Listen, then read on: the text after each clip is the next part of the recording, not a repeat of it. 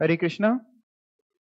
मैंने आपको जीएवी निकालना सिखाया था लास्ट टाइम पे इनकम फ्रॉम हाउस प्रॉपर्टी में। कितनी स्टेप में जीएवी निकलती है? 5 स्टेप। पहली स्टेप में क्या निकालते हैं? Expected rent. एक्सपेक्टेड रेंट के लिए फेयर रेंट या फिर municipal value whichever is higher. उसको किससे कंपेयर करते हैं? Standard rent. वो हायर और स्टैंडर्ड रेंट में विच एवर इज लोअर। दूसरी स्टेप में क्या निकालते हैं? एक्चुअल रेंट रिसीव्ड और रिसीवेबल, पूरे साल का रेंट, लेकिन उसमें से एक चीज माइनस करते हैं, अनरिलाइज रेंट। और क्या नहीं माइनस करते हैं? लॉस ड्यू टू वैकेंसी नहीं माइनस करते हैं। स्टेप 3 में क्या होता है? 1 और 2 whichever is higher. Step 4 loss due to vacancy. और स्टेप 5 3 माइनस 4। ठीक है। और उसके अलावा ये क्वेश्चन आप लोगों को दिया था मैंने जीएवी निकालने के लिए। हो गया है सभी का? आंसर मैच कर गया है सभी लोगों का? जीएवी यही आई है, करा दूं मैं? सबने कर लिया है? पक्का पक्का पक्का, चलो बढ़िया। अब मैं आपको जीएवी में ही आगे की बात करता हूं। देखिए, एक होती है सेल्फ ऑक्युपाइड प्रॉपर्टी, एक होती है लेट आउट प्रॉपर्टी। दोनों में नाम से आप समझ पा रहे होंगे। लेट आउट प्रॉपर्टी का मतलब हमने उसको लेट आउट किया है, यानी रेंट पे दे रखा है। उसका जो किराया मिल रहा है वो तो टैक्सेबल है ही, और उसकी जीएवी 5 स्टेप में निकलती है, ये भी हम सब नहीं जानते। सेल्फ ऑक्युपाइड प्रॉपर्टी का क्या मतलब होगा? हाँ, जो मान लीजिए आपका खुद का घर है और आप उसमें रहते हैं, आपने किराए पे नहीं दे रखा है, खुद का है और आप उसमें रहते हैं, यानी आपने सेल्फ ऑक्युपाइड कर रखा। क्या लगता है आपको कि जो घर आपने सेल्फ ऑक्युपाइड कर रखा है उससे भी आपकी इनकम हो रही है? नहीं, जाहिर सी बात है, रेंट थोड़ी ना मिल रहा है। तो हमारा घर है, हम रहते हैं, सेल्फ ऑक्युपाइड है, यानी उसकी जीएवी जीरो होनी चाहिए। यस और नो? जीरो होनी चाहिए भाई। जब हमारे को कोई टैक्स ही नहीं मिल रहा, टैक्स कहने मतलब हमको कोई रेंट ही नहीं मिल रहा, तो उसकी कैसी जीएवी? तो अगर आपके पास सेल्फ ऑक्युपाइड घर है, ऐसे केस में उसकी जीएवी हम लोग निल लेते हैं, जीरो लेते हैं। लेकिन ये छूट केवल 2 ही सेल्फ ऑक्युपाइड घर के लिए आप ले सकते हैं। 2 सेल्फ ऑक्युपाइड घर का मतलब, मान लीजिए मेरे पास 2 घर हैं, दोनों सेल्फ ऑक्युपाइड है। सेल्फ ऑक्युपाइड का मतलब ये नहीं कि 24 घंटे मैं उसमें घर में पड़ा रहता हूं। दोनों मेरे अंडर है, कभी मैं इसमें रहता हूं, कभी उसमें रहता हूं, किराए पे नहीं उठा रखे। समझ पा रहे हैं बात को? वो 2 घर की हम जीएवी निल ले सकते हैं। लेकिन अगर मेरे पास 3 घर हैं, 2 से ज्यादा घर हैं जो मैंने सेल्फ ऑक्युपाइड कर रखे हैं, ऐसे में इनकम टैक्स डिपार्टमेंट कहता है कि सर, आप अपनी मर्जी से कोई भी 2 घर सेल्फ ऑक्युपाइड मान के निल जीएवी ले लेना। हमने कहा 2 मान के क्या, 3 है सेल्फ ऑक्युपाइड। जरा सुनिए तो सर, केवल 2 ही की जीएवी हम निल लेंगे, जो एक तीसरा बच गया उसको हम डीम्ड कर लेंगे कि आपने लेट आउट कर रखा। हमने, अरे हमने लेट आउट नहीं कर रखा, आप चेक कर लीजिए। कह रहा हम कहीं नहीं रहे, हम तो कह रहे हम डीम्ड करेंगे कि आपने लेट आउट किया, डीमिंग प्रोविजन। और उसकी जीएवी जो आप 5 स्टेप में निकालते हैं, उसकी जो स्टेप 1 होती है, यानी क्या, एक्सपेक्टेड रेंट। एक्सपेक्टेड रेंट ही उसकी जीएवी हो जाएगी। यानी अगर आपके पास 2 से ज्यादा सेल्फ ऑक्युपाइड प्रॉपर्टीज हैं, तो बची हुई self occupied properties deem to be let out properties मान ली जाती हैं, जिनकी जीएवी स्टेप 1 वैल्यू होती है, यानी जो एक्सपेक्टेड रेंट होता है वो ही उसकी जीएवी होती है। उसकी जीएवी 5 स्टेप में नहीं निकलती है, जो स्टेप 1 होती है वो ही उसकी जीएवी होती है। मैंने आपसे ये चैप्टर जब शुरू हुआ था तो बोला था कि ये एक ऐसा हेड है जिसमें एक्चुअल इनकम तो टैक्सेबल हो ही रही है, साथ में नोशनल इनकम भी टैक्सेबल हो रही है, एज्यूम्ड इनकम भी टैक्सेबल हो रही है। तो अगर वाकई कोई इनकम नहीं भी हुई है आपकी, तब भी लॉ मेकर देखिए क्या काम कर रहा है, वो कह रहा है सर हम उसकी जीएवी स्टेप 1 वैल्यू ले लेंगे, हम उसको डीम्ड कर लेंगे कि वो लेट आउट। मतलब अगर मान लीजिए मेरे पास 10 घर है, 10 के 10 सेल्फ ऑक्युपाइड हो सकता है, यस और नो? सेल्फ ऑक्युपाइड का मतलब समझ गए कि मैंने लेट आउट नहीं कर रखा, सब मेरे अंडर है, जब मन करता है जहां जाता हूं। ऐसे में मैं अपनी मर्जी से कोई 2 घर की जीएवी नील ले सकता हूं मेरे ऑप्शन पे। बाकी 8 घर जो बच गए उनको डीम्ड कर लेगी सरकार क्या कि वो लेट आउट, उसकी जीएवी स्टेप 1 हो। अगर मेरी मर्जी पे है तो मैं वो जो 10 घर हैं सबकी वैल्यू अलग अलग होगी, मैं उनमें से किसकी जीएवी नील लूं? जिनकी वैल्यू ज्यादा आ रही हो उनको नील ले लूं कि जिनकी वैल्यू कम आ रही है उनको नील ले लूं? जिनकी ज्यादा आ रही है उनको नील ले लेंगे तो मेरा फायदा है, क्योंकि जिनकी ज्यादा आ रही है उनकी उनको नील ले ली, बचे हुए घर को deem to be let out मान रहे हैं, उसकी वैल्यू थोड़ी सी कम थी। अच्छा अगर मान लो मेरे पास 3 घर हैं, तीनों के तीनों लेट आउट है और मैं खुद किराए पे रहता हूं, पॉसिबिलिटी है, हो सकता है। ऐसे में क्या करेंगे? अगर घर एक्चुअल लेट आउट है तो डीमिंग प्रोविजन की कोई जरूरत ही नहीं है। तीनों घरों की हम अलग अलग जीएवी निकालेंगे, वही 5 स्टेप में टैक्स लेंगे आपसे। हम तो बात कर रहे हैं सेल्फ ऑक्युपाइड प्रॉपर्टी की। अगर एक सेल्फ ऑक्युपाइड प्रॉपर्टी है जीएवी नील, 2 सेल्फ ऑक्युपाइड प्रॉपर्टी है जीएवी नील, 2 से ज्यादा सेल्फ ऑक्युपाइड प्रॉपर्टी है 2 की जीएवी नील, बाकी deem to be let out और उसकी जीएवी स्टेप 1 वैल्यू होगी। ऐसी जो भी प्रॉपर्टी होती है जो सेल्फ ऑक्युपाइड होती है, जिनकी जीएवी आप नील लेते हैं, ज्यादा से ज्यादा 2 हो सकती है, जिनकी जीएवी आप नील लेते हैं उनमें से और कुछ माइनस नहीं होता सिवाय इंटरेस्ट ऑन बोरोड कैपिटल के। आपको लास्ट टर्न पे जब मैंने आईएफएचपी इनकम फ्रॉम हाउस प्रॉपर्टी निकालना सिखाया था तो मैंने आपको बताया था कि ग्रॉस एनुअल वैल्यू में से म्युनिसिपल टैक्सेस माइनस करते हैं तो नेट एनुअल वैल्यू आती है।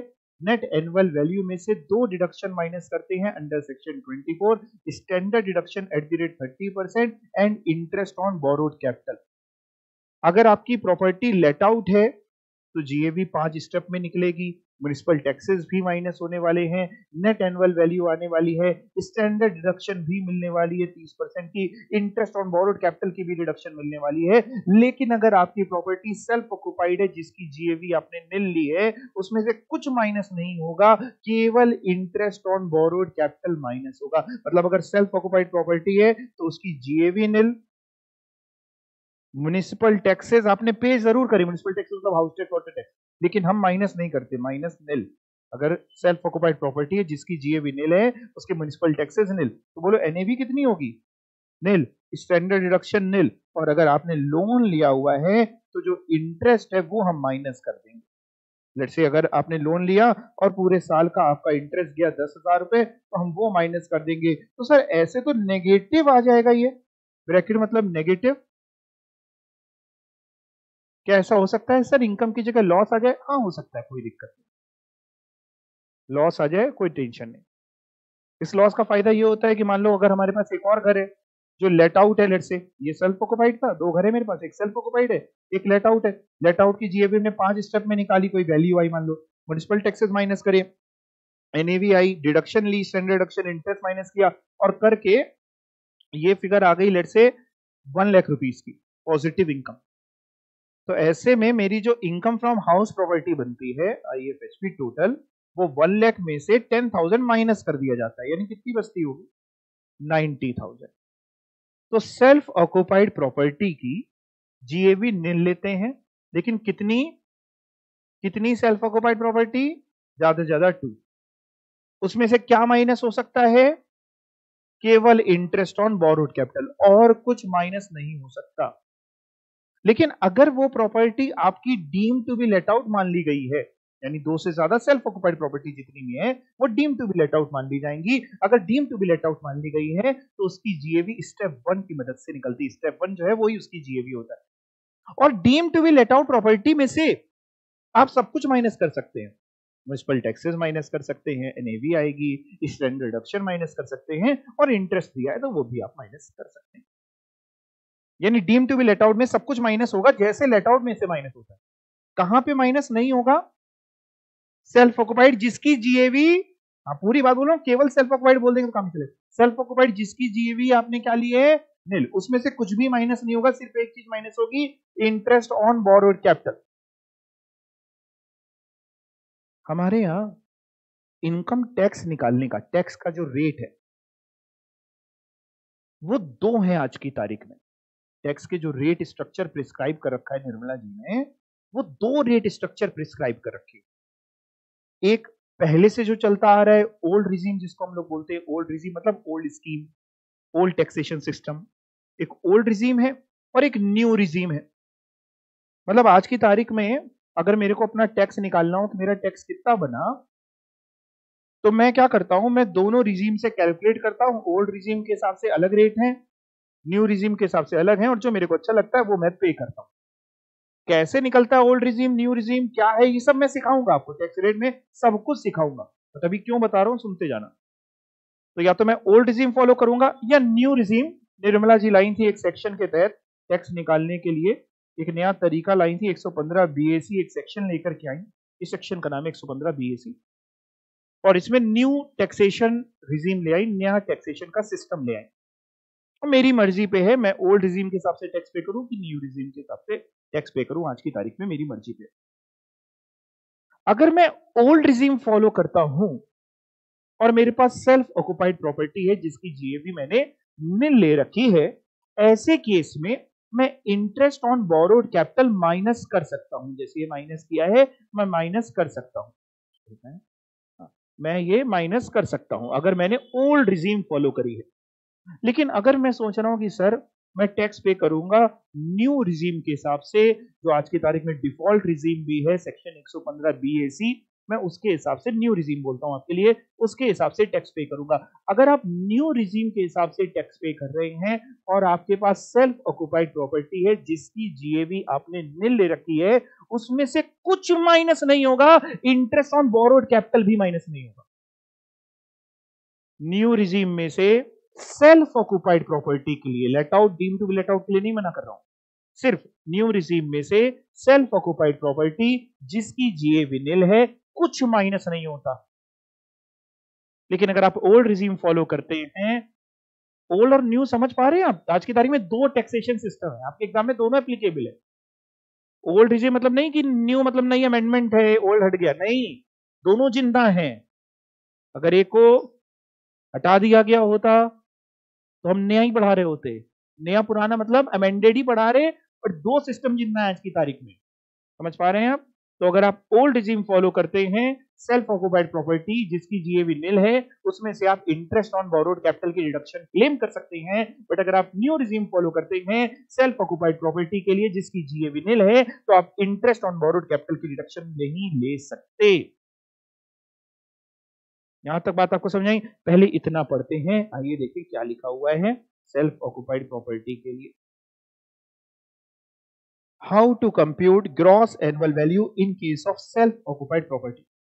If there are only one property or two properties that are self-occupied, then GAV will be taken as nil. दो तक की प्रॉपर्टी जो सेल्फ ऑक्युपाइड है उनकी GAV हम nil ले सकते हैं। लेकिन सर अगर दो से ज्यादा है तो क्या होगा? If SSC owns more than two self-occupied property, he may take any two property as self-occupied. आप अपनी मर्जी से कोई भी दो जो आपको अच्छी लगे उनको सेल्फ ऑक्युपाइड मान सकते हैं, और उसकी जीएवी क्या ले ले sir? GAV of which shall be taken to be nil. बची हुई सेल्फ ऑक्युपाइड प्रॉपर्टी को deem to be let out मान लिया जाएगा, and remaining property shall be treated to be deem to be let out. और जो deem to be let out होंगी, प्यार से डीएलओ बोल ले रहे हैं हम और अपने लिए deem to be let out को, और जो deem to be let out होंगी डीएलओ होंगी, उनकी जीएवी क्या होगी? स्टेप वन वैल्यू जो एक्सपेक्टेड रेंट होता है वो उसकी जीएवी होती है, यानी 5 स्टेप में नहीं निकलती, लेट आउट की तो 5 में निकलती है। Deem to be let out की स्टेप वन एक्सपेक्टेड रेंट जो होता है वही उसकी जीएवी। और deem to be let out से सब माइनस होता है क्या? Deem to be let out से सब माइनस होता है, जैसे लेट आउट से माइनस होता है चाहे आप न्यू रिजीम फॉलो करें ओल्ड रिजीम फॉलो करें, लेट आउट से भी सब माइनस होता है चाहे आप न्यू रिजीम फॉलो करें ओल्ड रिजीम फॉलो करें। दिक्कत कहां पे है? जहां सेल्फ ऑक्युपाइड प्रॉपर्टी जिसकी जीएवी निल है, अगर ओल्ड रिजीम फॉलो कर रहे हैं तो interest on borrowed capital minus होगा, न्यू रिजीम फॉलो करें तो वो भी माइनस नहीं होगा। क्या म्युनिसिपल टैक्सेस की डिडक्शन मिलती है सेल्फ ऑक्युपाइड प्रॉपर्टी जिसकी जीएवी निल है? क्या उससे म्युनिसिपल टैक्सेस की डिडक्शन मिलेगी? Answer is no, no deduction of municipal taxes given for self occupied property of GAV is taken to be nil. तो जीएवी निल हो गई, म्युनिसिपल टैक्सेस की डिडक्शन आप दे नहीं रहे सर, तो एनएवी निल हो गई। अच्छा, एनएवी जो होती है ना, उसी की 30% स्टैंडर्ड डिडक्शन निकालते हैं। तो जब एनएवी ही 0 है तो अपने आप स्टैंडर्ड डिडक्शन 0 हो गई। क्लियर हो गया? Okay. The benefit of nil annual value, benefit ही है कि आप 2 घर तक की वैल्यू जीएवी क्या ले सकते हैं, नील। ये बेनिफिट केवल इंडिविजुअल या एचयूएफ के लिए है। मतलब अगर एक कंपनी है, वो कह रही है हमारे पास एक घर है और अब सेल्फ ऑक्युपाइड है, हम उसमें रहते हैं, तो वैसे भी सुनने में अटपटा सा लग रहा है। कंपनी कैसे सेल्फ ऑक्युपाइड करेगी? समझ रहे हैं बात को? ऐसे में कह रहे हैं सर वो नहीं, आपके लिए नहीं, आपके लिए तो सारी property deemed to be let out है, सेल्फ ऑक्युपाइड आपके लिए हो ही नहीं सकती। तो ये जो सेल्फ ऑक्युपाइड प्रॉपर्टी है, जो आप 2 तक ले सकते हैं, जिसकी जीएवी नील ले सकते हैं, वो केवल इंडिविजुअल या एचयूएफ ही बेनिफिट ले सकते हैं, और कोई नहीं ले सकता, ना कंपनी, ना फर्म, ना ईओपी। आप जानते हैं पूरी लिस्ट, ठीक है ना? ओके सर, ये क्या लिखा है आपने? ये मैंने क्या लिखा है, मैं फिर से बोलता हूं। ये मैंने ये लिखा है कि सेल्फ ऑक्युपाइड प्रॉपर्टी जिसकी जीएवी नील होती है, उसमें से आप केवल interest on borrowed capital minus करते हैं, वो भी तब जब आपने ओल्ड रिजीम को चुन रखा हो, और अगर आपने न्यू रिजीम को चुन रखा है तो इंटरेस्ट ऑन बोरोड कैपिटल की डिडक्शन भी नहीं मिलती। ठीक, अब मेरे साथ पढ़िए, मैं जैसे पढ़ा रहा हूं ध्यान से पढ़िए क्या लिखा है। For self occupied property only interest on borrowed capital will be allowed as deduction। Bracket को 2 मिनट छोड़ते हैं। If SSC pays tax under optional scheme, optional मतलब ओल्ड, एक है डिफॉल्ट स्कीम जो न्यू है, और ओल्ड को आज की तारीख में हम लोग ऑप्शनल स्कीम बोलते हैं। तो ऑप्शनल स्कीम में अगर आप जा रहे हो, यानी ओल्ड स्कीम में जा रहे हो, ओल्ड रिजीम में जा रहे हो, आपको इंटरेस्ट की रिडक्शन मिल जाएगी। लेकिन आपने कहा भैया हम तो निर्मला जी ने जो नई स्कीम लाई है, हम उसके तहत टैक्स पे करेंगे, एसएससी पे tax under default tax regime, new scheme जो 115 बी ऐसी है, तो कोनो डिडक्शन आपको सेल्फ ऑक्युपाइड प्रॉपर्टी की ना ही मिली है। समझ में आ गई? जो भी सेल्फ ऑक्युपाइड प्रॉपर्टी होती है, जिसकी जीएवी आप नील लेते हैं और ओल्ड रिजीम फॉलो करते हैं, ऐसे में आपने कहा interest on borrowed capital minus हो जाता है। लेकिन ध्यान देने वाली बात है कि वो इंटरेस्ट ज्यादा से ज्यादा 30,000 माइनस होगा या 2 लाख माइनस होगा, इससे ज्यादा सेल्फ ऑक्युपाइड के केस में माइनस नहीं हो सकता। ये अभी नीचे चर्चा करेंगे तो और विस्तार में करेंगे, 10-15 बार और बोलेंगे क्या है। तो अभी के लिए ब्रैकेट छोड़ते हैं, नीचे जाएंगे जब तो बड़ी चर्चा करेंगे। अभी तो इतना तो समझ में आ गया, इतना आ गया। अब मैं आपको आगे लेके जाता हूं। देखो भाई साहब, हम सब ने जीएवी निकालनी सीख ली है। जीएवी में से क्या माइनस करते हैं? Municipal taxes. म्युनिसिपल टैक्सेस वही नगर निगम जो हाउस टैक्स, वाटर टैक्स वगैरह आपसे लेता है। म्युनिसिपल टैक्सेस आप माइनस कर सकते हैं, लेकिन 2 कंडीशन पूरी होने पे, 2 पूरी हो जाएंगी, आप माइनस कर लीजिए, नहीं तो आप माइनस नहीं कर सकते। पहली कंडीशन, म्युनिसिपल टैक्सेस लैंडलॉर्ड ने बियर करे हो, एसएससी ने बियर करे हो। एसएससी कौन? लैंडलॉर्ड। अगर टेनेंट म्युनिसिपल टैक्सेस का पेमेंट कर देता है, कायदा से तो लैंडलॉर्ड का ही बनता है, तो लैंडलॉर्ड ने बियर करे। लेकिन अगर टेनेंट पेमेंट कर देता है, उन दोनों में आपस में ऐसा कोई एग्रीमेंट है कि भैया टेनेंट कह रहा हम कर दिया, म्युनिसिपल टैक्सेस माइनस नहीं होंगे। कब माइनस होंगे? जब एसएससी लैंडलॉर्ड ने पे करे हो, और दूसरा वाकई पेमेंट किया हो। अगर बिल आ गया है लेकिन अभी फाइनेंशियल ईयर प्रीवियस ईयर खत्म होने तक आपने पेमेंट नहीं किया है, तो हम डिडक्शन नहीं देंगे। No payment no deduction. Payment करो, डिडक्शन लो। पढ़ के देखते हैं।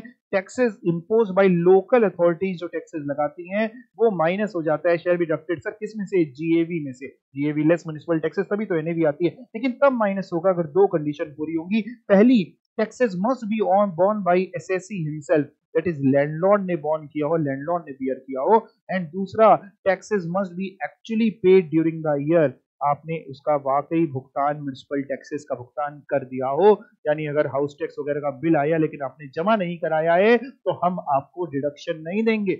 जब जमा कराओगे तब दे देंगे, जिस साल जमा कराओगे उस साल दे देंगे। मतलब मान लो प्रीवियस ईयर 2024-25 का म्युनिसिपल टैक्स का बिल आया 2,000 रुपए का, और आपने टाइमली जमा करा दिया, तो आपको 2,000 रुपए की डिडक्शन मिल जाएगी। लेकिन लेट से आपने जमा नहीं कराया, अब क्या हुआ? इस साल जब आपने जमा नहीं कराया तो आपको डिडक्शन मिलेगी क्या? नहीं मिलेगी। अगले प्रीवियस ईयर में आपने क्या किया? अगले प्रीवियस ईयर यानी 2025-2026 प्रीवियस ईयर में 4,000 जमा करा दिया। 4,000 कैसे जमा करा दिया? 4,000 पे कर दिया, पेड। पिछली बार का 2000 जो बकाया था और इस बार का 2000 का जो बिल आया, आपने टोटल मिलाकर के 4000 का भुगतान कर दिया है। इनकम टैक्स डिपार्टमेंट कहता है सर आप 4000 की रिडक्शन लीजिए। हमने कहा सर इस बार का तो केवल 2000 है। कह रहे सर कोई टेंशन नहीं है, आप 4000 की रिडक्शन लीजिए ना इसी साल। जिस साल जितना पे कर दोगे उस साल उतनी रिडक्शन मिल जाएगी। नहीं पे करोगे नहीं रिडक्शन देंगे। जब पे करोगे जिस फाइनेंशियल ईयर में, जिस प्रीवियस ईयर में जितना म्युनिसिपल टैक्स पे करोगे, भले ही वो उस प्रीवियस ईयर को बिलोंग करता हो, पिछले प्रीवियस ईयर को बिलोंग करता हो या अगले प्रीवियस ईयर को बिलोंग करता हो, उससे कोई फर्क नहीं पड़ता। जिस प्रीवियस ईयर में जितना म्युनिसिपल टैक्सेस का पेमेंट आप करते हैं, हम आपको उतनी रिडक्शन देने के लिए तैयार है। नहीं पेमेंट करते नहीं रिडक्शन देंगे। और ये पेमेंट किसने किया हो, किसने बियर किया हो? लैंडलॉर्ड ने। मान लीजिए 2000 के हिसाब से इसने क्या किया, अगले 5 साल का और पेमेंट कर दिया इसने। 2000 के हिसाब से 5 साल का 10,000 बना, तो इसने टोटल 14,000 दे दी। इसने कहा कहां बार बार भूल जाते हैं, 14,000 भी जमा कर दिया। तो इस साल कितनी रिडक्शन मिल जाएगी? 14,000 की। भले इसने एडवांस में क्यों ना जमा कर दिया, हम दे देंगे। जिस साल पे करोगे उस साल रिडक्शन ले लो। सिंपल सी इतनी बात आपको याद रखनी है। यानी म्युनिसिपल टैक्सेस की रिडक्शन पेमेंट बेसिस पे मिलती है, एक्रूवल बेसिस पे नहीं मिलती है। अच्छा सर अगर ना टेनेंट ने म्युनिसिपल टैक्स बियर करें तो क्या करेंगे? इग्नोर कर देंगे। कई बार ऐसा होता है जीवन में कि आप रास्ते में जा रहे हैं, कोई आपको मिला, आपको उससे नहीं बात करनी, तो आप क्या करते हैं? सिंपली किया होगा आपने कभी ना कभी, वैसे इग्नोर कर देना है। सर अगर क्वेश्चन कह रहा है कि म्युनिसिपल टैक्सेस लैंडलॉर्ड ने पे करें तो माइनस कर देंगे, म्युनिसिपल टैक्सेस अगर टेनेंट ने पे करें तो माइनस नहीं करेंगे। लेकिन अगर म्युनिसिपल टैक्सेस लिखा है कि पे करे हैं, लेकिन ये नहीं बता रहा है कि लैंडलॉर्ड ने करे कि टेनेंट ने करे, तो हम क्या माने? तो हम लैंडलॉर्ड ने पे करे हैं ये मानेंगे। If question is silent about taxes borne by whom then assume it is paid by landlord. Sir अगर ये लिखा है म्युनिसिपल टैक्सेस 10,000 रुपए लेट से, ना ये बताया कि लैंडलॉर्ड ने पे करा कि टेनेंट ने, ना ये बताया कि पे किया भी कि नहीं पे किया, कुछ भी नहीं बता रहा है। ये भी नहीं बता रहा है कि पे किया कि नहीं पे किया, ये भी नहीं बता रहा किसने पे किया, कुछ नहीं बता रहा। तो हम क्या माने? हम मान लेंगे कि पे कर दिया होगा लैंडलॉर्ड। अनलेस एंड अनटिल आप साफ साफ बताइए कि म्युनिसिपल टैक्सेस का पेमेंट नहीं हुआ है तो माइनस नहीं करेंगे। नहीं तो हम अपने मन से कोई टेढ़ी एजम्पशन लेके नहीं बैठ जाएंगे। समझ गए? समझ गए बच्चे, बड़े समझदार हैं। सेक्शन 24 यानी ग्रॉस एनुअल वैल्यू में आपने म्युनिसिपल टैक्सेस माइनस करे, नेट एनुअल वैल्यू आ गई। नेट एनुअल वैल्यू में और कुछ तो बचा नहीं सीखना, क्योंकि जीए भी निकालनी आती है। म्युनिसिपल टैक्सेस माइनस करे, एनएवी आ गई। एनएवी में से दो डिडक्शन मिलती है अंडर सेक्शन 24। एक स्टैंडर्ड डिडक्शन मिलती है 30% की, एक इंटरेस्ट ऑन बोरोड कैपिटल मिलता है। पहले क्या हुआ करता था आईएफएचपी में, बहुत साल पहले स्टैंडर्ड डिडक्शन का प्रोविजन नहीं था लॉ में। पहले क्या होता था, एक्चुअल खर्चे माइनस करवाती थी गवर्नमेंट, कि आपने किसी को घर मान लो दिया है, अब आपने व्हाइट वॉश कराया, कोई रिपेयरिंग कराई है ना, इंश्योरेंस करा रखा है, कुछ भी इस तरीके का खर्चा है, माइनस कराते। अब उसमें बड़ी धांधली होती थी, लोग अनाप शनाप खर्चे क्लेम करते थे। खर्चा हुआ हो ना हुआ हो, जबरदस्ती कि हमने इतना व्हाइट वॉश करा दिया, इतना ये करा दिया, उतना वो करा दिया, ताकि इनकम उनकी कम हो जाए। डिस्प्यूट होता था, ये कहता था नहीं ये वो बवाल। गवर्नमेंट ने प्रोविजन ही हटा दिया।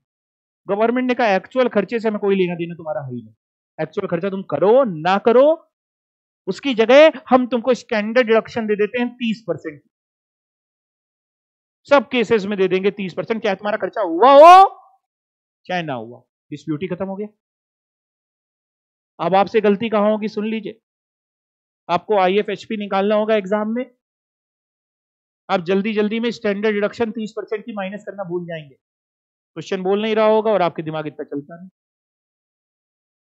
हाँ या ना तो कुछ तो बोलो कोई रिएक्शन तो दो।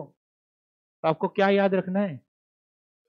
हाँ, स्टैंडर्ड डिडक्शन माइनस करनी है 30% की, चाहे क्वेश्चन बोले चाहे ना बोले, नहीं तो मामला खराब हो जाएगा। या फिर कई बार केवल टैक्स निकालने को आता है, सारी इनकम वो दे देता है कि सर इनकम ऐसे दे रहा है, अगर मान लो sir income from house property bracket में दे रहा है कंप्यूटेड ₹1,00,000 और भी इनकम दी है, करेक्ट टैक्स निकाल दो। तो अगर वो कह रहे हैं इनकम फ्रॉम हाउस प्रॉपर्टी हम आपको दे रहे हैं, ब्रैकेट में लिखा है कंप्यूटेड, तो हम ये मानेंगे कि सब कुछ उसने माइनस कर दिया है, हमें टैक्स निकालना है, हम फिर नहीं माइनस करेंगे। आप समझ पा रहे मेरी इन बातों को? पक्का?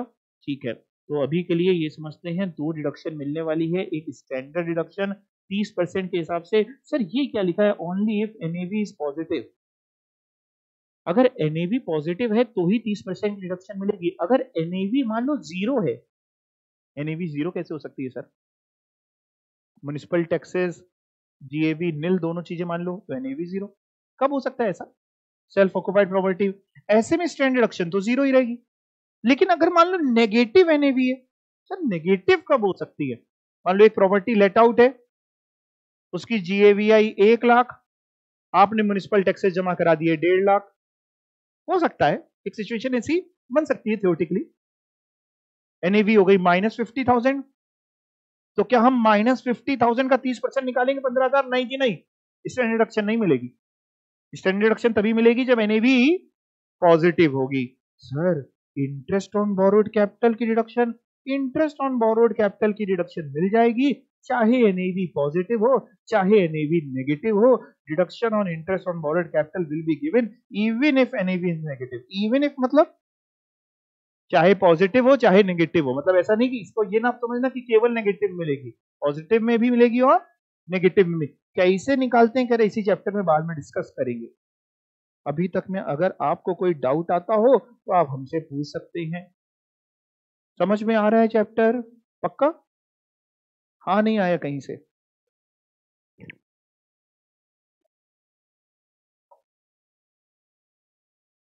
इधर देखो, मान लो ये एक घर है, इसमें 2 फ्लोर बनी है। ग्राउंड फ्लोर आपने लेट आउट कर रखी है, फर्स्ट फ्लोर में आप खुद रहते हैं सेल्फ ऑक्युपाइड। ऐसा हो सकता है, प्रैक्टिकली पॉसिबल है, बहुत से लोग ऐसा करते हैं कि एक फ्लोर एक पोर्शन उठा दिया, दूसरे पोर्शन में वो खुद रहते हैं, मे बी फ्लोर में भी सेम फ्लोर में एक पोर्शन उठा दिया दूसरे में रह रहे हैं। ऐसे में हम क्या करें? जैसे इस केस में हमें आईएफएचपी निकालना है। अब घर तो वैसे तो एक है, लेकिन आपने उसका एक हिस्सा लेट आउट कर रखा है और एक हिस्सा सेल्फ ऑक्युपाइड कर रखा है। इनकम टैक्स कहता है सर ऐसे घर में ये जो 2 यूनिट हैं, हम इनको 2 घर मान लेंगे कंप्यूटेशन के लिए। तोड़ नहीं देंगे कि 2 घर के टुकड़ा करके दिखा दिए, कंप्यूटेशन पर्पस के लिए 2 घर मान लेंगे। सेल्फ ऑक्युपाइड अलग मान लेंगे, लेट आउट अलग मान लेंगे। सेल्फ ऑक्युपाइड का आपको निकालना आता है, ये सब कुछ नील रहता है, सिर्फ interest on borrowed capital minus करते हैं। अगर आप ओल्ड रिजीम फॉलो कर रहे हैं, न्यू रिजीम फॉलो कर रहे हैं, तो वो भी माइनस नहीं करते। लेट आउट का भी सर आपको निकालना आता है, 5 स्टेप में जीएवी निकलती है, म्युनिसिपल टैक्सेस माइनस करते हैं, NAV, standard deduction, interest on borrowed capital. हमने कहा सर जैसे अलग करेंगे तो अलग किस बेसिस पे करेंगे? मतलब मान लो सर जैसे इस पूरे घर की म्युनिसिपल वैल्यू है 1 lakh,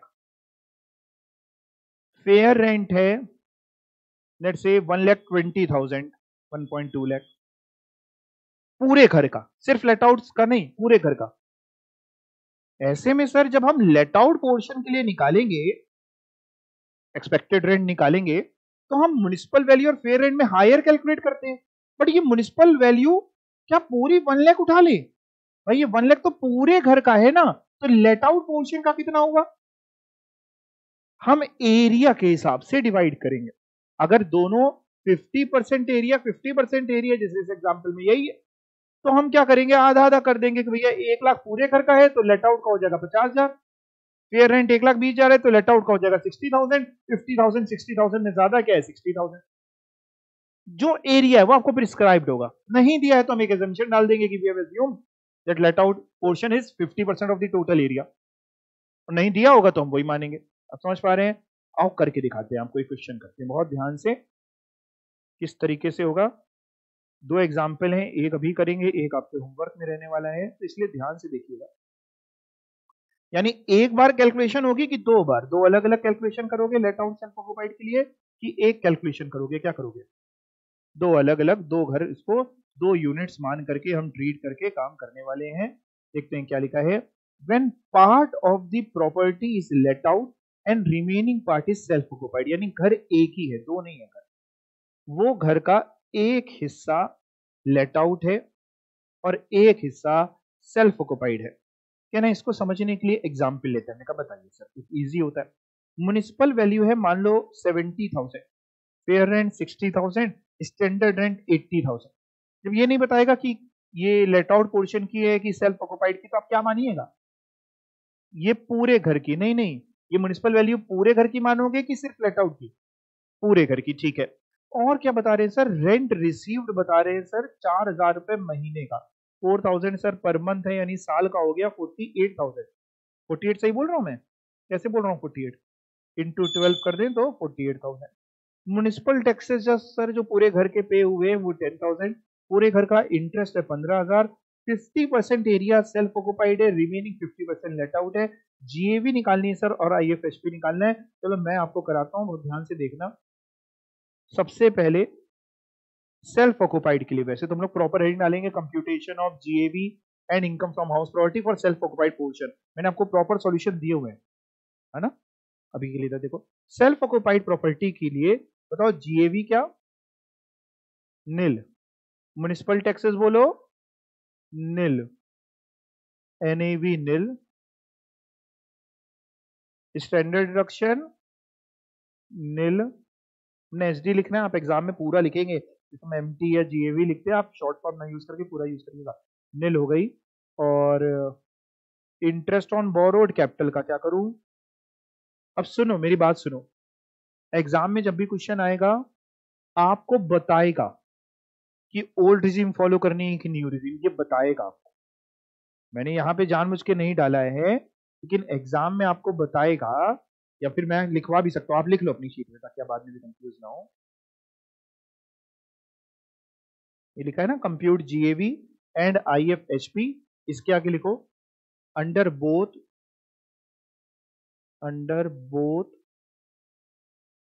old regime and new regime. New regime मतलब सेक्शन अगर आपको लिखना हो तो लिख सकते हैं सेक्शन, न्यू रिजीम का सेक्शन है 115 बीएसी। दोनों में निकालना है, ओल्ड रिजीम में भी न्यू रिजीम में भी। तो अगर इस सेल्फ ऑक्युपाइड को भी हम कर रहे हैं और पहले हम ओल्ड रिजीम के हिसाब से कर रहे हैं, लेट्स से दोनों चीजें सेल्फ ऑक्युपाइड और लेट आउट ओल्ड रिजीम को पकड़ते हैं, तो इंटरेस्ट ऑन बोरोड कैपिटल बताओ माइनस होगा कि नहीं, माइनस होगा। 15,000 है तो कितना माइनस करें, 7500, 7,500, क्योंकि सर 15,000 तो पूरे घर का है। वेरी गुड बेटा, तो आईएफएचपी हो जाएगी आपकी नेगेटिव 7500। सर एक काम करो लेट आउट के लिए निकालो, ठीक है, तो एक काम करते हैं बेटा, इसको ना यहाँ लिख देते हैं सेल्फ ऑक्युपाइड, और बगल में एक कॉलम बना देता हूँ ताकि अभी जल्दी काम हो जाएगा लेट आउट का। सर लेट आउट की जीएवी तो हम लोग को निकालनी पड़ेगी बिल्कुल, 5 स्टेप में निकलेगी। अभी ओरली बात कर लेते हैं, है ना, आपको समझ में आ जाता कि म्युनिसिपल वैल्यू का आधा 35,000, फेयर रेंट का आधा 30,000, स्टैंडर्ड रेंट का आधा 40,000। हमको पहले स्टेप 1 बताओ, 5 स्टेप में निकलेगी, एक्सपेक्टेड रेंट बताओ, वैल्यू बताओ, वैल्यू 35,000 30,000 सब करके 35,000, उसको स्टैंडर्ड रेंट से कंपेयर कर लिया तो 35,000। आर यू श्योर, ठीक है, 35 30 में 35 ज्यादा है और 35 और 40 में 35 कम है, तो स्टेप 1 आ गई, यहां लिखते जा रहे हैं सिर्फ शॉर्ट के लिए 35,000 रुपए, ठीक है। स्टेप 2 बोलिए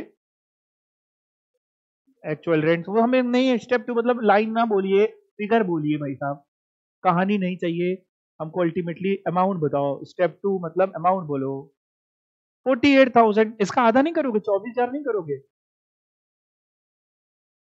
आधा करेंगे ना, आधा नहीं करोगे, क्यों नहीं कर रहे हो आधा, क्योंकि वर्ड यूज है रेंट रिसीव, तो रेंट मिलाई लेट आउट के लिए होगा, तो ये लेट आउट पोर्शन का ही है, इसलिए इसका आधा नहीं कर रहे।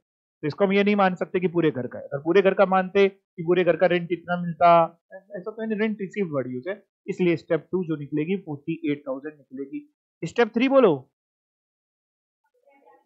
कर, अरे बोलो मतलब अमाउंट बोलो, 48,000 कितनी, 48। स्टेप 4 का अमाउंट 0। स्टेप 5 48,000 आ गई जीएवी, आ गई जीएवी, लॉस्ट डेट वैकेंसी है नहीं, जीएवी आई 48,000। म्युनिसिपल टैक्सेस बोलिए, दिए क्वेश्चन में देख के तो 10,000 माइनस कर दी, 10,000 पूरे घर के हैं, 5,000 माइनस होंगे, कितने माइनस होंगे लेट आउट पोर्शन के, 5,000, 43,000, 43,000 का 30% निकालिए जल्दी से, 12,900, ठीक है। इंटरेस्ट ऑन बोरोड कैपिटल बताओ, 15,000 नहीं माइनस करना, आधा तो उधर हो गया ना, हाँ तो माइनस करो, 43,000 माइनस 12,900 और माइनस 7,500, बोलो कितना बचा, 22,600।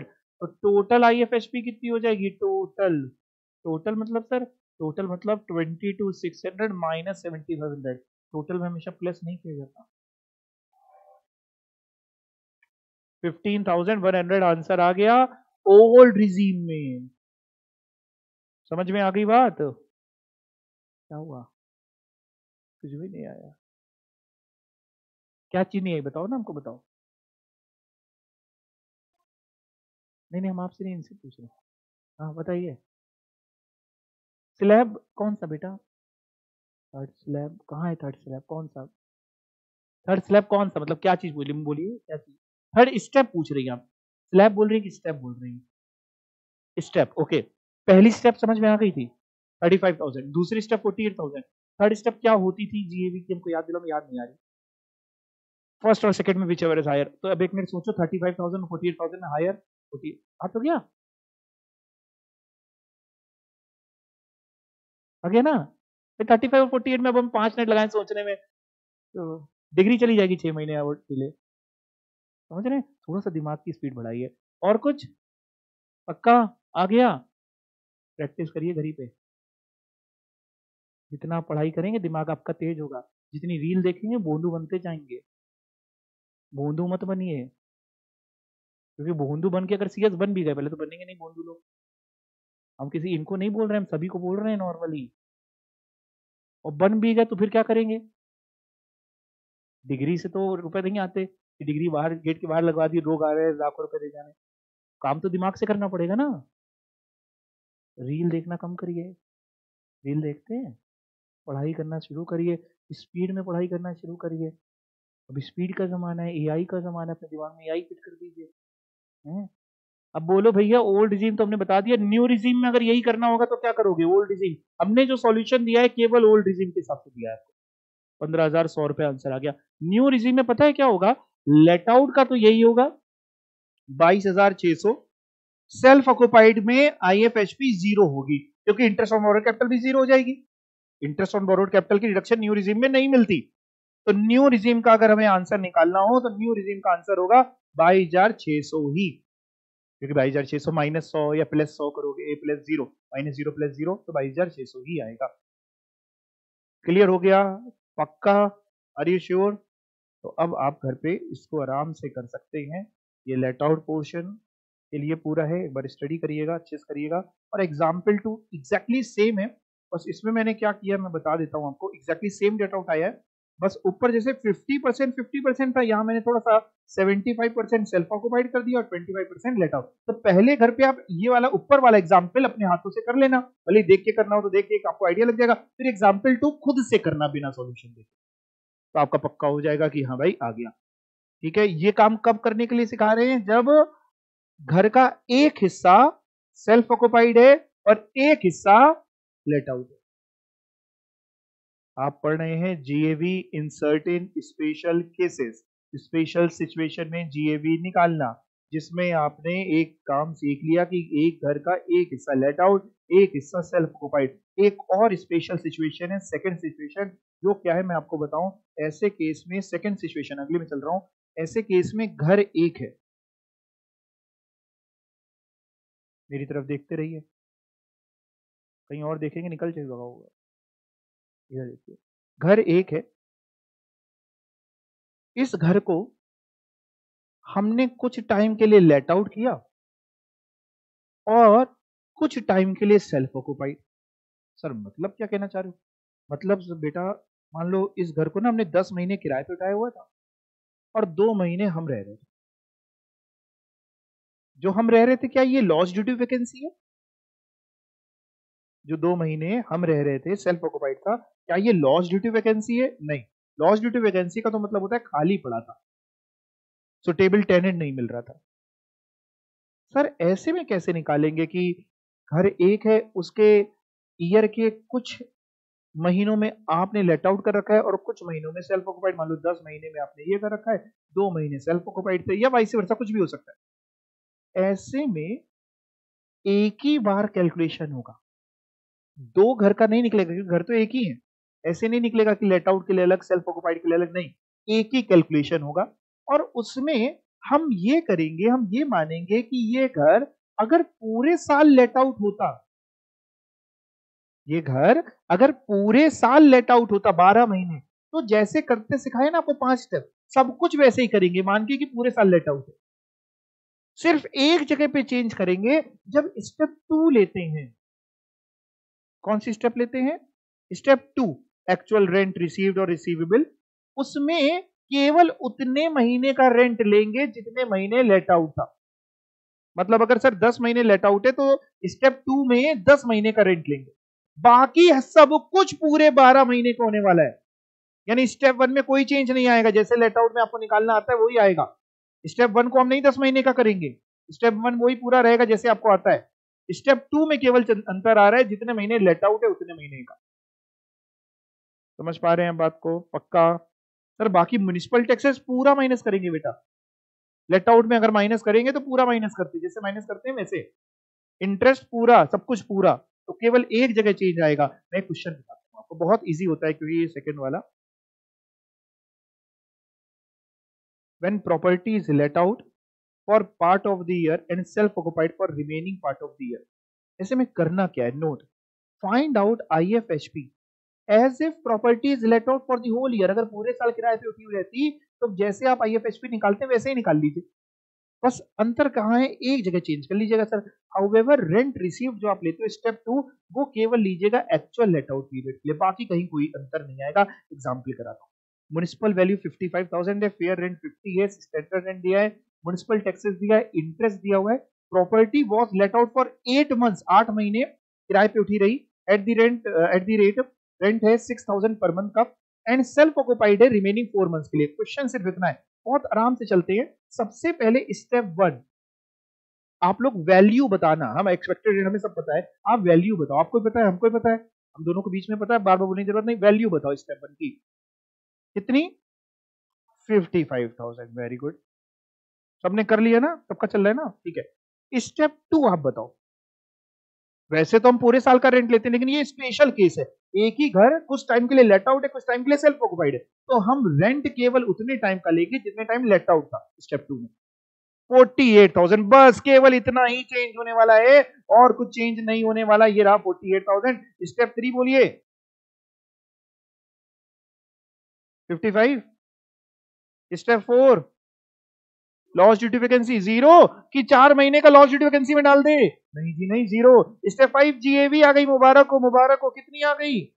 55,000। GAV आने के बाद म्युनिसिपल टैक्सेस जैसे माइनस करते हो करेंगे, कितने माइनस करेंगे? 10,000 की 10,000 ये मान लेंगे 12 महीने, केवल 8 महीने का, ऐसा कुछ नहीं है, पूरे 10,000 माइनस होंगे। NAV बोलो। स्टैंडर्ड डिडक्शन नहीं बोल रहा है, दोगे कि नहीं दोगे? बिल्कुल देंगे। 30% निकालो 45,000 का, 30% 13,500। इंटरेस्ट माइनस करें कि ना करें? दिया है इंटरेस्ट, कितना दिया है? 6,000। माइनस करो फटाफट और बताओ आंसर। 25,500 IFHP। ये लेट आउट का आया कि सेल्फ ऑक्युपाइड का आया? दोनों का आ गया। अब दूसरी बार नहीं निकालते, ये एक घर था, पूरा एक ही बार में होंगे, 2 बार में इसका काम नहीं होगा। 25,500 हमारा आंसर आ गया। मैंने प्रेजेंटेशन पूरी आपको दी है, आपको प्रेजेंटेशन जैसे मैंने टाइप करके दी है ऐसे देख के करनी है घर पे। कर पाएंगे? Are you sure? पक्का? देखिए दोनों का सहयोग चाहिए, मेरा और आपका दोनों का। मेरा काम है आपको अच्छे से पढ़ाना, आपके कॉन्सेप्ट क्लियर करना, डाउट है तो डाउट बताना। आपका काम है कि घर पे अच्छे से मेहनत करना, उन क्वेश्चंस को अपने हाथों से लगाना। दोनों का काम अच्छा चलेगा तब जाकर के डिग्री आएगी। अगर मान लीजिए मेरा काम अच्छा चल रहा है, आपका नहीं चल रहा है, तो डिग्री नहीं आएगी। आपका चल रहा है, मेरा नहीं, तो डिग्री। डिग्री चाहिए हम सबको, डिग्री चाहिए, क्वालिफिकेशन चाहिए। आपको लोग बुलाएं, कंपनी सेक्रेटरी आपको बुलाएं, CS साहब इधर आइए, साहब लगवाना चाहते हो? हाँ, तो क्या करना पड़ेगा? घर पे मेहनत करनी। क्लियर? पक्का? जितनी बार आप लगा पाओ अपने हाथों से। आपको लगता है यार अभी नींद नहीं आ रही, एक बार और कर लेते हैं, वो जुनून लाओ अपने अंदर। क्या पढ़ लेते हैं, अभी पढ़ लेते हैं यार, एग्जाम आने वाला है। हम तो जब पढ़ाई करते थे तो यही सोचते थे एग्जाम, कल एग्जाम है। कल एग्जाम नहीं होता था, नहीं पता कि 6 महीने बाद एग्जाम आने वाला है, नहीं पढ़ने दो। मैं ये जुनून लाइए, ये पागलपन लाइए। घर वाले कहने लगे पागल हो गया है। जिस दिन आपको घर वाले पागल समझने लगे उस दिन समझ लीजिए आप एक स्टेप जीत गए हैं। और अगर आपको नॉर्मल ह्यूमन बीइंग समझ रहे हैं अभी वो, तो अभी आप सही रास्ते पे नहीं निकले हैं, समझ पा रहे हैं? ओके।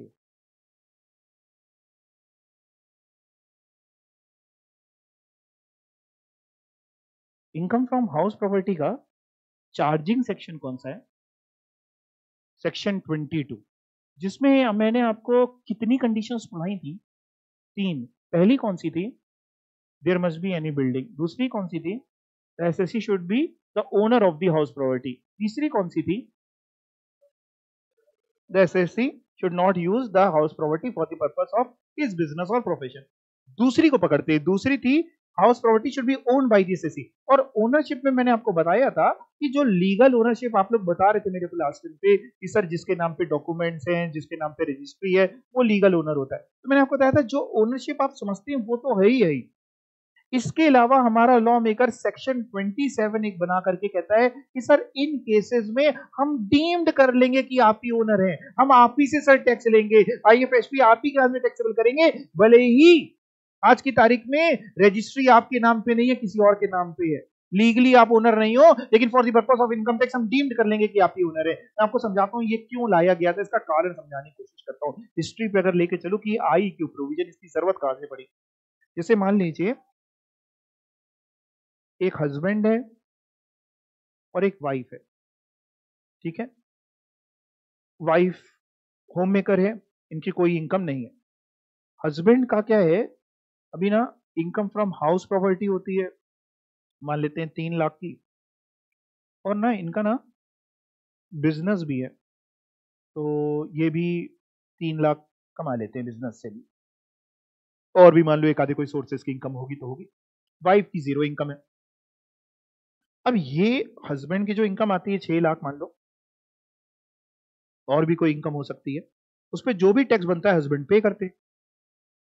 अभी आपको जब टैक्स निकालना सिखाऊंगा ना, तो मैं सिखाऊंगा आपको टैक्स निकालने में कि टैक्स जब निकलता है तो उसमें एक छूट मिलती है कि इतनी इनकम तक टैक्स नहीं लगेगा। जैसे आपको पढ़ाऊंगा कि ओल्ड रिजीम में 2.5 लाख तक की छूट है, अभी लिखना कहीं नहीं, ये सब मैं पढ़ाऊंगा। 2.5 लाख तक की छूट है।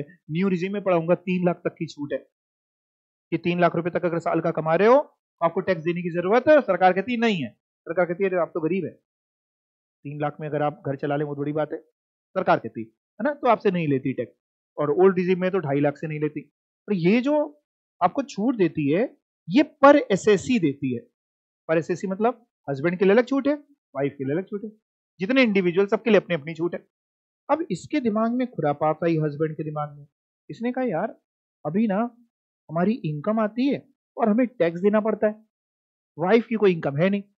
इसने क्या किया, ये घर वाइफ के नाम ट्रांसफर कर दिया। घर का लीगल ओनर किसको बना दिया, डॉक्यूमेंट्स वाइफ के नाम ट्रांसफर कर दिए। अब ओनर बन गई वाइफ, कोर्ट वगैरह में जाके कचहरी में सब दाखिल खारिज सब कराया आया, वाइफ को बना दिया। अगले साल क्या हुआ, जब इसने अपना इनकम टैक्स रिटर्न भरा तो हस्बैंड ने कहा सर सर मेरी इनकम 3 लाख है पीजीबीपी की, मेरी वाइफ की इनकम, वाइफ ने अपना भरा, मेरी इनकम आईएफएसपी से आती है 3 लाख की। टैक्स निकाला, वो कह रहे सर मेरा भी टैक्स 0 बनता है, इसका भी टैक्स 0 बनता है। समझ पा रहे हैं बात को? लॉ मेकर ने कहा यार तुम तो बड़े होशियार हो, तुमने तो हमारे साथ होशियारी कर दी, और ये काम तुमने क्यों किया, सिर्फ और सिर्फ टैक्स बचाने के लिए। लॉ मेकर लेकर के चला आया सेक्शन 27। उसने कहा सर अगर आपने हाउस प्रॉपर्टी अपने या अपनी स्पाउस को ट्रांसफर करी है, स्पाउस समझते हैं, हस्बैंड के लिए वाइफ, वाइफ के लिए हस्बैंड, आजकल हस्बैंड हस्बैंड वाइफ वाइफ भी चल सकता है ना, तो लेकिन नॉर्मली हस्बैंड वाइफ वाइफ। आपने अगर अपने स्पाउस को ट्रांसफर करी है और वो भी बिना एडवोकेट कंसिडरेशन की, बदले में कंसिडरेशन आपने नहीं ली, ना ही एग्रीमेंट टू लिव अपार्ट का केस है। एग्रीमेंट टू लिव अपार्ट मतलब डाइवोर्स का केस है, ये दोनों ही केसेस नहीं है, ना ही आपने एडवोकेट कंसिडरेशन ली, ना ही डाइवोर्स का केस है। ऐसे में जो ट्रांसफरर होगा, ट्रांसफरर कौन, जिसने ट्रांसफर करी है, हम उसी को डीम्ड ओनर मानेंगे for the purpose of taxation. IFH भी उसी के हाथ में निकालेंगे। मतलब अगर हस्बैंड ने वाइफ को ट्रांसफर करी और चेक किया गया ना ही एडवोकेट कंसीडरेशन थी ना ही अलग अलग रहते, मतलब डाइवोर्स भी नहीं है, ऐसे में हस्बैंड ये जो कहानी पहना रहा है ये नहीं माना जाएगा और ये भी इनकम किसके हाथ में टैक्सेबल होगी, हस्बैंड के हाथ में। तो कुछ इस तरीके के केसेस आप पढ़ने वाले हैं, समझ पा रहे हैं बात आपको। चलिए पहली चीज आपको पढ़ाते हैं और इसमें बहुत ध्यान से माइनर चाइल्ड भी आपको मिलने वाला है। पढ़े पढ़ते हैं क्या लिखा है, ट्रांसफर टू स्पाउस और माइनर चाइल्ड। आपने क्या किया अगली बार, इस बार आपने स्पाउस को करके देखा, फंस गए। आपने क्या किया, आपने अपने माइनर चाइल्ड के नाम वो प्रॉपर्टी कर दी, माइनर की और कोई इनकम थी नहीं, आपने प्रॉपर्टी उसके नाम कर दी, आपने कहा रेंट। अब इसका आता है सर क्या इसकी लिमिट अलग मिलती है, माइनर के लिए इनकम टैक्स में जो छूट है वो अलग है, हाँ सबके लिए लिमिट है, मतलब 2.5 लाख 3 लाख की छूट, चाहे आप एडल्ट हो चाहे माइनर हो, उतने रुपए तक टैक्स नहीं देना पड़ता। तो आपने होशियारी करी कि इतनी इनकम माइनर के हाथ में दिखा देंगे, तो करके नहीं, हम आप ही को मान लेंगे क्या, डीम्ड। वैसे भी माइनर के नाम तो करना नहीं चाहिए, माइनर क्या जब तक आप जिंदा हैं अपने बच्चों के नाम ना करिए। हाँ, ये आप अपने मम्मी पापा को बता देना कि आप लोग के नाम ना करिए। चलो खैर बाद में चर्चा करेंगे कभी।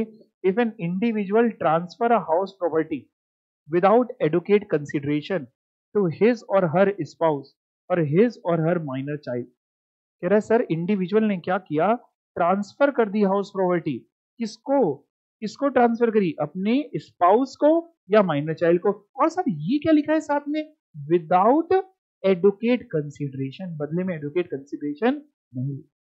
The transferor is deemed as owner of the property, जो ट्रांसफरर है उसको हम डीम कर लेंगे। लेकिन सर अगर मान लो दोनों जो हैं स्पाउस वो अलग अलग रहते हैं, डिवोर्स हो गया है, तो फिर ये प्रोविजन एप्लीकेबल नहीं होगा। हस्बैंड ने वाइफ के नाम हाउस प्रॉपर्टी कर दी, हस्बैंड ने वाइफ से कहा जान छोड़ने का क्या लोगी, उसने कहा ये घर लेंगे, हस्बैंड ने कहा ठीक है ये घर तुम्हारा हुआ, जान बकी तो मेरी।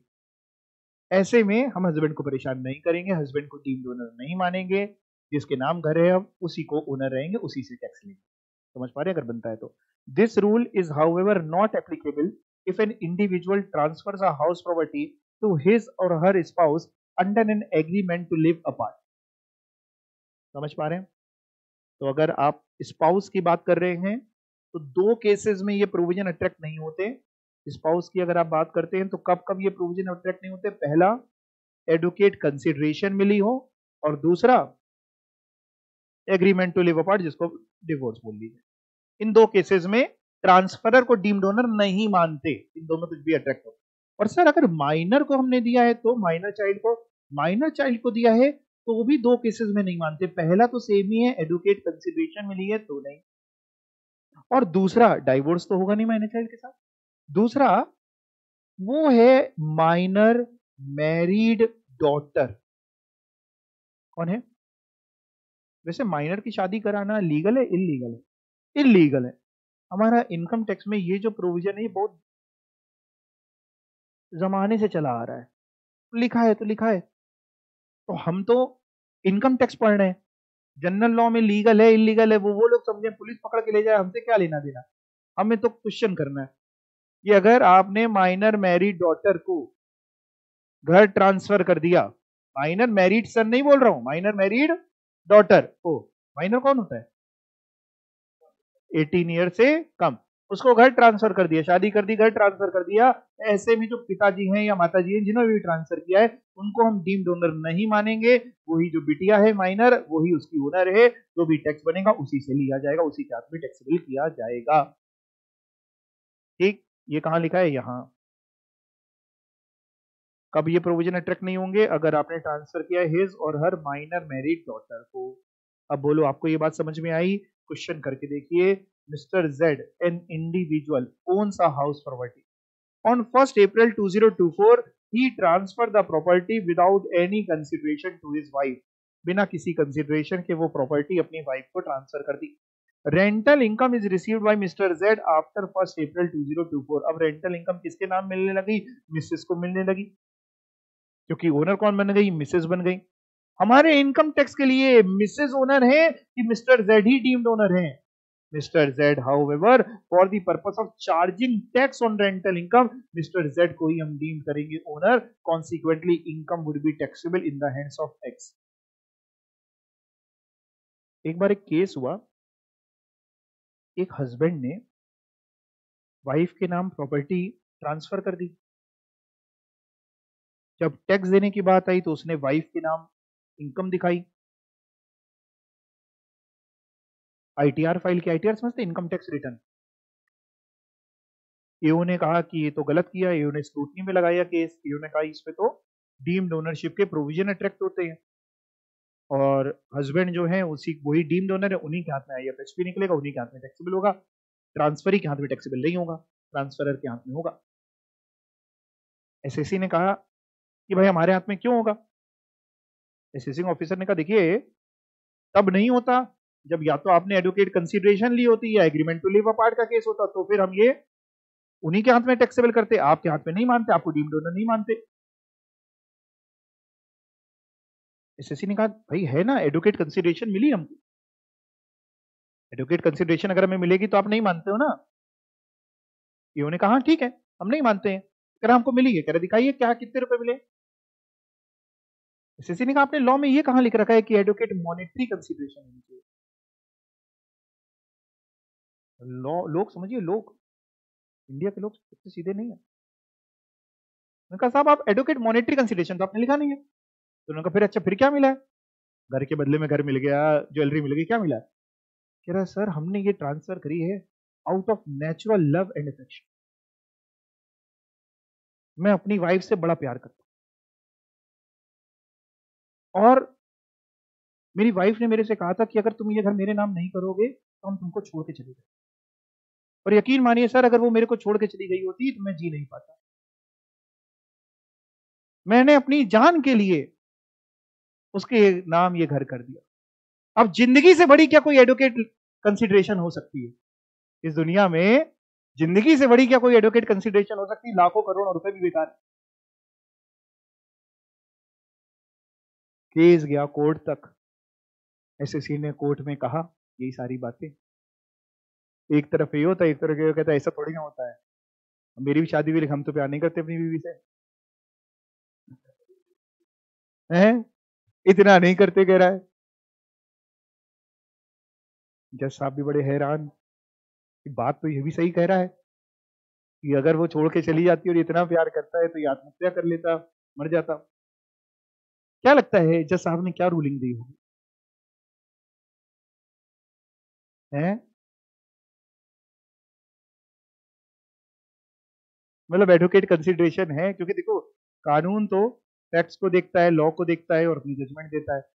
एडवोकेट कंसीडरेशन है कि नहीं. क्योंकि अगर एडवोकेट कंसीडरेशन है तो ट्रांसफरर को हम डीम्ड ओनर नहीं मानेंगे, नहीं तो उसको मानेंगे. तो किसके फेवर में आपको क्या लगता है. कितने लोग कहते हैं दोनों, देखो दोनों तरीके के आंसर हो सकते हैं तो एक एक करके दोनों में हाथ उठाएंगे. कितने लोग कहते हैं कि एसएससी के फेवर में होगा जजमेंट, वो पहले हैंड रेज कर लेते हैं. एसएससी समझ गए, टैक्स पेयर. कोई नहीं एसएससी के फेवर में. आजकल की दुनिया में प्यार बचा ही नहीं है. और एओ के फेवर में, सब एओ के फेवर में. बहुत प्रैक्टिकल हो तुम लोग. कोई out of natural love and affection नहीं है. देखिए कोर्ट ने कहा कि हम एसएससी की बात से सहमत.